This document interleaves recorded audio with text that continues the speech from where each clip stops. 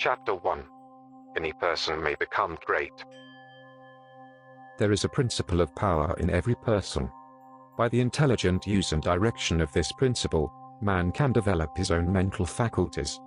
Man has an inherent power by which he may grow in whatsoever direction he pleases, and there does not appear to be any limit to the possibilities of his growth. No man has yet become so great in any faculty but that it is possible for someone else to become greater. The possibility is in the original substance from which man is made. Genius is omniscience flowing into man. Genius is more than talent.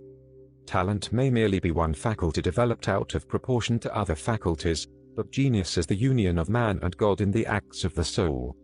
Great men are always greater than their deeds. They are in connection with a reserve of power that is without limit. We do not know where the boundary of the mental powers of man is. We do not even know that there is a boundary. The power of conscious growth is not given to the lower animals. It is man's alone and may be developed and increased by him. The lower animals can, to a great extent, be trained and developed by man. But man can train and develop himself. He alone has this power, and he has it to an apparently unlimited extent. The purpose of life for man is growth, just as the purpose of life for trees and plants is growth. Trees and plants grow automatically and along fixed lines. Man can grow, as he will. Trees and plants can only develop certain possibilities and characteristics. Man can develop any power, which is or has been shown by any person, anywhere. Nothing that is possible in spirit is impossible in flesh and blood. Nothing that man can think is impossible, in action. Nothing that man can imagine is impossible of realization. Man is formed for growth, and he is under the necessity of growing. It is essential to his happiness that he should continuously advance. Life without progress becomes unendurable, and the person who ceases from growth must either become imbecile or insane. The greater and more harmonious and well-rounded his growth, the happier man will be. There is no possibility in any man that is not in every man. But if they proceed naturally, no two men will grow into the same thing, or be alike. Every man comes into the world with a predisposition to grow along certain lines, and growth is easier for him along those lines than in any other way. This is a wise provision, for it gives endless variety. It is as if a gardener should throw all his bulbs into one basket. To the superficial observer they would look alike, but growth reveals a tremendous difference. So of men and women, they are like a basket of bulbs. One may be a rose and add brightness and color to some dark corner of the world. One may be a lily and teach a lesson of love and purity to every eye that sees. One may be a climbing vine and hide the rugged outlines of some dark rock. One may be a great oak among whose boughs the birds shall nest and sing, and beneath whose shade the flocks shall rest at noon, but every one will be something worthwhile, something rare, something perfect. There are undreamed of possibilities in the common lives all around us in a large sense. There are no common people. In times of national stress and peril the cracker-box loafer of the corner store and the village drunkard become heroes and status men through the quickening of the principle of power within them. There is a genius in every man and woman, waiting to be brought forth. Every village has its great man or woman. Someone to whom all go for advice in time of trouble. Someone who is instinctively recognized as being great in wisdom and insight.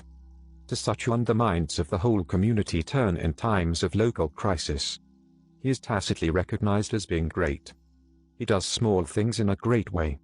He could do great things as well if he did but undertake them. So can any man. So can you. The principle of power gives us just what we ask of it. If we only undertake little things, it only gives us power for little things. But if we try to do great things in a great way, it gives us all the power there is. But beware of undertaking great things in a small way, of that we shall speak farther on. There are two mental attitudes a man may take. One makes him like a football. It is resilience and reacts strongly when force is applied to it, but it originates nothing. It never acts of itself. There is no power within it. Men of this type are controlled by circumstances and environment. Their destinies are decided by things external to themselves. The principle of power within them is never really active at all. They never speak or act from within.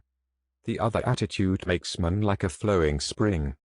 Power comes out from the center of him. He has within him a well of water springing up into everlasting life. He radiates force.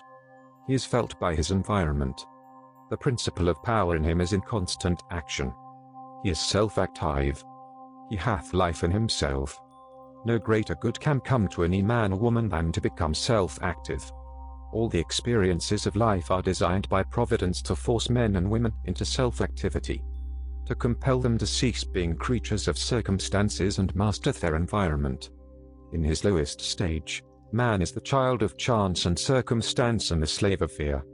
His acts are all reactions resulting from the impingement upon him of forces in his environment. He acts only as he is acted upon. He originates nothing. But the lowest savage has within him a principle of power sufficient to master all that he fears. And if he learns this and becomes self-active, he becomes as one of the gods. The awakening of the principle of power in man is the real conversion. The passing from death to life. It is when the dead hear the voice of the Son of Man and come forth and live. It is the resurrection and the life. When it is awakened, man becomes a son of the highest, and all power is given to him in heaven and on earth. Nothing was ever in any man that is not in you. No man ever had more spiritual or mental power than you can attain, or did greater things than you can accomplish. You can become what you want to be. Become what